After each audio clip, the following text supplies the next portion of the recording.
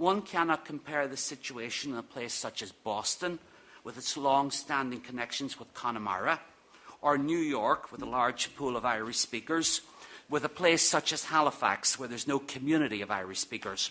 My children frequently ask me how many Irish speakers there are in Halifax. The three of us.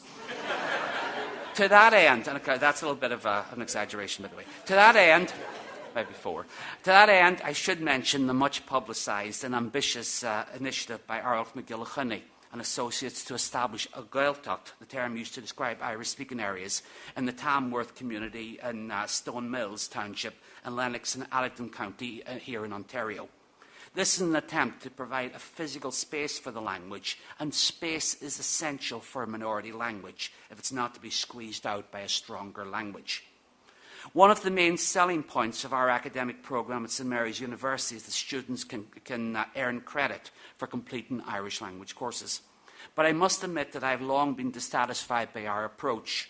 Part of the problem stems from the fact that the students have little opportunity to encounter the language outside class, which makes it difficult for them to view Irish as a living language. The structure of the academic year and requirements of academia add to the problem. If I could free myself from a system that demands exams, grades and tests, I would get rid of textbooks in the classroom setting.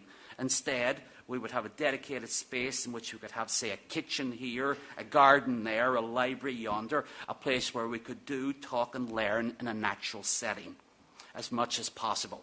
Call it a laboratory, call it a Gaeltacht, or whatever in the final analysis. I'm talking about attempting to create a space similar to that which I have with my own children when we're at home or out and about. My two children attend French immersion schools, or to be exact, a French language stream within an English medium school, which is the most common form of French immersion in Nova Scotia. Nova Scotia can learn a lot from the Gael Scoileach, the Irish language immersion system in Ireland, where in general people have learned that rule number one is that you control your own space. I rarely hear my children speak more than a few words of French outside school, which is no great surprise when you consider that the great work by individual teachers is subverted and undermined daily by a school system where English remains the language of the office and the majority of the teachers, including substitute teachers. At times, I felt that the main outcome of the linguistic experiment with my children is that they know how to ignore me in 3 languages. But with all the joys and frustrations, with people viewing you as rude or odd, or occasionally back at home in the bad old days as being politically subversive, 2 points predominate. One is the rapid understanding by children that language is power, that they can comment on someone, not necessarily, certainly not always, in a malicious way, while that person doesn't know what's been said.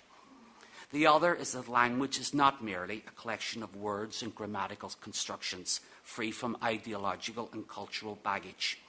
I wonder what happens when children acquire the words and the grammatical constructions, but have limited exposure to all the ancillary elements of language. This is the sort of thing that keeps me awake at night. Meanwhile, my children just sleep on and don't worry about it. It's no surprise, perhaps, that in my own scholarly work I've been drawn to examine historical and literary figures whose sense of identity and allegiance is complex. The Canadian-born political insider and biographer Catherine Hughes, who after meeting Irish nationalists and cultural activists in London, England, she penned a play in England in English with Padraig O'Conora, the most important Irish language writer of the early 20th century. Hughes adopted on occasion the name Caithfilín ní Í, became an important figure in the Irish Republican propaganda movement in North America, and eventually turned her back entirely on Canada. Or, more recently, Pierce Beasley, born Percy Beasley in Liverpool, where he spent 24 years before repackaging himself as an Irish-born and bred Irish language writer and political activist. And the person that I'm working on at the moment, James Mooney, of the Bureau of American Ethnology, whose pioneering field work and influential writings, such as the ghost dance religion of the Sioux outbreak of 1890, earned him the title of the Indian Man. but whose earliest publications were in Irish folklore, and who never forgot the fact that his own roots as the son of Irish-born Catholic immigrants in the United States. While these three individuals, Hughes, Paisley and Mooney, are fascinating figures in their own right, I confess that part of my interest in them and in the course of their careers stems from my own attempt to make sense of my own situation. Similarly, I am conscious that living and working abroad has impacted my creative writing in Irish. To date, I have published 3 novels and 1 collection of stories in Irish. Rather than bore you by describing them, let me state a few general points. Not surprisingly, most of my material is set in areas outside traditional Irish-speaking areas. This reflects my own background as one urban-born and raised, and one who's also spent his life living in cities. Obviously, there are challenges in dealing with a world where Irish is not extensively spoken. One can either end up writing a form of the language that's too literary, or, as I think happened in my second novel, Éignarc, which centres around the Bloody Sunday killing of unarmed civilians by British paratroopers in Derry in January 1972, one can end up attempting but utterly failing to capture in Irish the richness, the coarseness, the subtleties and the humour of working-class Derry English. As of other writers in Irish, I have tried to extend the range of the novel as regards form, content and location, with Pacha Chincher set in Canada. More recently, as I played and tinkered with the short story as a literary genre, I find myself returning to the Irish literary and folk traditions. The short story collection, the Seachginneal Meisc agus Finscéalta, draws heavily on these traditions, though I attempt to marry them with either a contemporary setting or a fresh twist. This change in my writing has not been occasioned by desire to tap into a bottomless well of material in search of inspiration. It is, I would actually suggest, driven by 2 factors: seeking to overcome the above-mentioned obstacles that I faced as I seek to portray life in non-Irish-speaking urban communities, and also an attempt to anchor my material within my tradition as compensation of sorts for being on the outside or writing from without.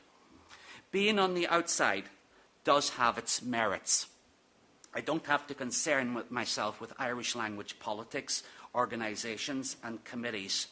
One cannot exaggerate the relief at this freedom, as there's nothing more soul-destroying than having to put up with the silliness and pettiness that one encounters in language organisations, primarily those of a voluntary sort. So there is a freedom there.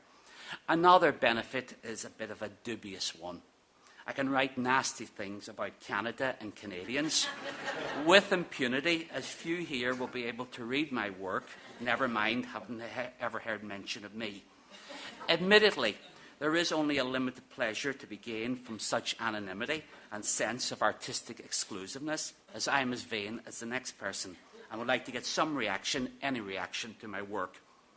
On occasions over the last few years, however, things that I have written with a Canadian connection, believing that the Irish language would guarantee that no one would read the material, rebounded on me, and I think Jerry White may know where I'm going with this.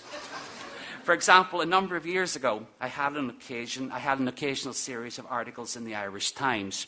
They formed the basis of my book, Idir, Sketch o Canada.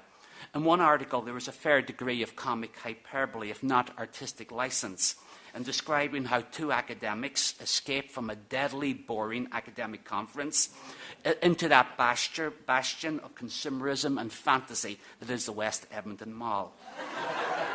Shortly beforehand, I'd had the opportunity and privilege, do you hear this, Jerry? Shortly beforehand, I had the opportunity and privilege to attend a conference in Edmonton, and I had indeed shuffled off to the West Edmonton Mall.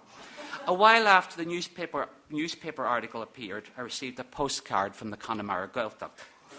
I read your piece in the paper, it said. Was my conference really that bad?